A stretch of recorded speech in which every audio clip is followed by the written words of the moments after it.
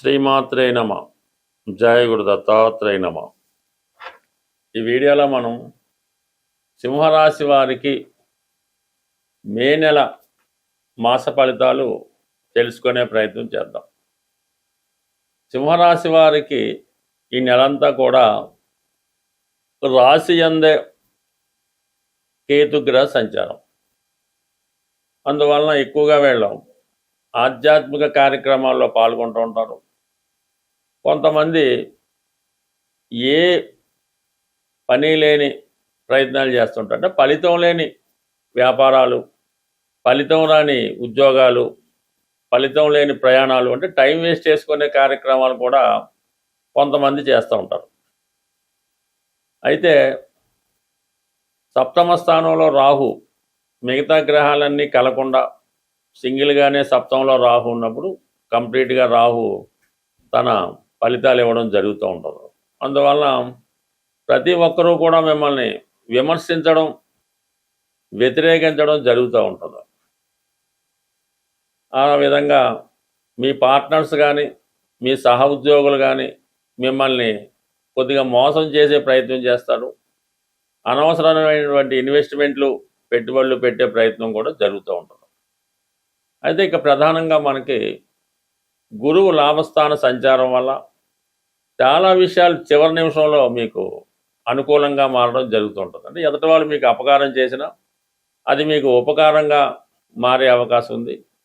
అది కొంత పూర్వపుణ్యం వల్ల అయితేనే, మీ పిల్లల అదృష్టం వల్ల అయితేనే కొన్ని శుభ ఫలితాలు. అంటే ఈ నెల 31 వరకు మాత్రమే ఈ గురువు మీకు 11వ స్థాన సంచారం జరుగుతుంది. దాని తర్వాత గురువు 12వ స్థానంలో ఉచ్చలోకి రావడం జరుగుతుంటుంది. అప్పుడు దాని వీడియో వేరేగా ఉంటుంది. బట్ కానీ గురువు లాభంలో ఉన్నంత వరకు ఎటువంటి ఇబ్బంది అయినా ఏదో ఒక సహకారం మీకు లభించడం జరుగుతుంది.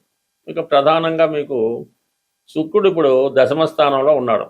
ఈ నెల 14వ తారీఖు వరకు ఈ శుక్రుడు మరి దశమ స్థానంలో స్వక్షేత్రగతుడై మాలవ్య మహాపురుష యోగం అనే పంచమర్ష యోగ ప్రభావం వల్ల వృత్తిలో చాలా అభివృద్ధి కనబడుతూ ఉంటుంది. అలాగే మీ యొక్క వ్యాపార అవసరాలకు, వ్యక్తిగత అవసరాలకు ఏదైనా కొత్త వాహనాలు పర్చేయడం కానీ, ఏదైనా ఒక స్థిరాస్తి కొనే ప్రయత్నం కానీ, స్థిరాస్తిని ఏదైనా బాగా డెకరేట్ చేసి అలంకరించడం కానీ, కొత్త ఆఫీసు లాంటిది, కార్యాలయం లాంటిది ఏమైనా ఎస్టాబ్లిష్ చేయడం కానీ ఈ సమయంలో జరిగే అవకాశం ఉంటుంది. ఇది స్త్రీలకు చాలా అద్భుత అవకాశం. మీరు ఈ సమయంలో ఒక రాజకీయ పార్టీలో చేరాలనుకున్నా, సినిమా రంగంలో ప్రవేశించాలనుకున్న అనుకూలంగా ఉంటుంది. కొంతమంది ఏదైనా ఈ స్త్రీలకు సంబంధించినటువంటి ఈ బ్యూటీ పార్లర్లో, బొటిక్లో, ఈ గోల్డ్ షాపులు లాంటివి కానీ, పెద్ద పెద్ద శారీ బిజినెస్ లాంటిలో ప్రవేశించాలనుకున్న వాళ్ళకి ఇది చాలా అనుకూలమైనటువంటి సమయం. ఏదైనా శుక్రుడు దశమ స్థానంలోకి వచ్చినప్పుడు సింహరాశిలో ఉన్నటువంటి స్త్రీలకి వారి యొక్క ప్రాధాన్యత పెరుగుతూ ఉంటుంది. ఎక్కడికి వెళ్ళినా మంచి గుర్తింపు, సెలబ్రిటీ హోదా లభిస్తుంది. అంటే లక్కీగా ఈ 14వ తారీఖు మే తర్వాత శుక్రుడు లాభస్థానంలోకి వస్తాడు. అక్కడ గురుగ్రహంతో కలిసి ఉండడం వల్ల కొన్ని అద్భుతాలు మీ జీవితంలో జరిగే అవకాశం ఉంది. అంటే పంచమాధిపతిగా మరి కోణాధిపతిగా గురువు, కేంద్రాధిపతిగా శుక్రుడు, ఒక రాజ్యలక్ష్మి యోగాన్ని లాంటిది, ఒక లక్ష్మీనారాయణ యోగం లాంటిది కలిసి వస్తుంది. ఇది ప్రధానంగా మీకు చాలా కాలంగా ఆగిపోయినటువంటి సంపద, ధనం, డౌరీ రావచ్చు, అత్తవారి ఆస్తి అవ్వచ్చు, ప్రభుత్వం సంబంధించినటువంటి ఆస్తులు అవ్వచ్చు, ఏదైనా సరే పెద్ద మొత్తంలో ఆస్తి మీకు స్వాధీనం అవుతుంది. అది కంప్లీట్గా భార్య ద్వారా జరిగే అవకాశం ఉంది. అలాగే మీకు ప్రభుత్వ అధికారుల వల్ల కూడా చాలా వరకు కలిసి వచ్చే అవకాశం ఉంది.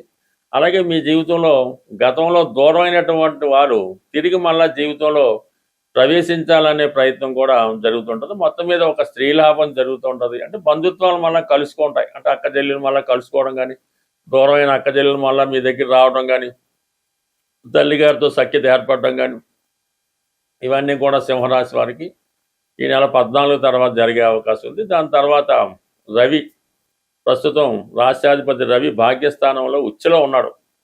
అందువల్ల ఎక్కడికి వెళ్ళినా కూడా తిరుగు లేకుండా స్వతంత్రంగా మిమ్మల్ని చూస్తేనే వాళ్ళు ఖచ్చితంగా మీకు అనుకూలంగా మారడం జరుగుతుంది. మీ యొక్క ప్రాధాన్యత పెరుగుతుంది, లీడర్షిప్ క్వాలిటీస్ పెరుగుతాయి.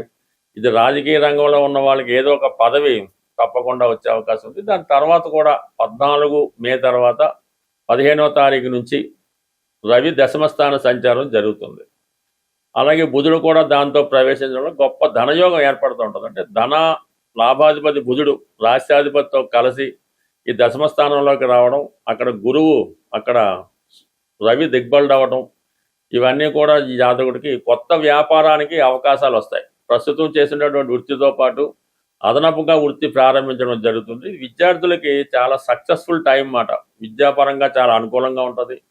చదువుకి తగ్గ స్కాలర్షిప్ వస్తూ ఉంటుంది. అలాగే నిరుద్యోగులకి కంప్లీట్గా ఉపాధి అవకాశాలు ఈ నెలలో రావడం జరుగుతుంది. మనం ప్రతి నెల ఏదో పరిహారం తెలుసుకునే ప్రయత్నంలో ఎవరైతే తీవ్రమైనటువంటి ఆర్థిక ఇబ్బందుల్లో ఉన్నవాళ్ళు ఈ రెమెడీ అన్నది ప్రతి మంగళవారం చేయవలసి ఉంటుంది.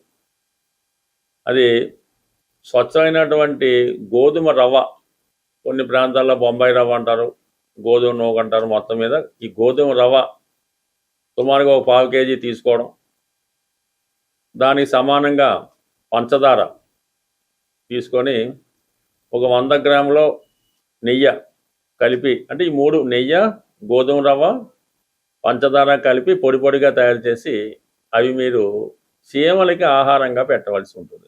అంటే ఎక్కడ తోటల్లో ఉన్న, అడవిలో ఉన్న, అలాగా పార్కులో గట్ట ఉన్నప్పుడు అవి ఈ మంగళవారం రోజు ఈ చీమలకి ఇది నైవేద్యంగానో ప్రసాదంగానో ఈ మొత్తం ఈ గోధుమతో చేసినటువంటి మిక్చరు పెట్టడం జరుగుతుంది. అదే రోజు మీరు సాయంకాలం పూట, అంటే పొద్దున్న చీమలకి వేయచ్చు, సాయంకాలం వేస్ట్ వేయచ్చు, కానీ ఈవినింగ్ పూట మాత్రం మీరు ఆంజనేయ స్వామి ఆలయాన్ని దర్శించవలసి ఉంటుంది. దర్శించి స్వామివారికి 6 సంఖ్య కలిగినగా 6 లడ్లు ఇవ్వచ్చు, 6 గులాబీ పువ్వులు ఇవ్వచ్చు, లేదంటే డ్రై ఫ్రూట్స్ లాంటివి ఏమైనా ఈ ఎండు ఖర్జూరం లాంటిది ఇవ్వచ్చు. అది స్వామివారికి అక్కడ ప్రసాదంగా ఇచ్చి అక్కడ కొంచెంసేపు కూర్చొని ఏదో హనుమాన్ చాలీసా ఏదో చదువుకోవడం. అంటే ఈ విధంగా ఒక 6 వారాల పాటు మీరు చేయవలసి ఉంటుంది. అయితే ప్రతి వారం కూడా మీ ఇంప్రూవ్మెంట్ అన్నది కనబడుతుంటుంది. అంటే మనం ఏ రెమెడీ అయినా సరే మొక్కుబడిగా చేస్తే మాత్రం జరగదు.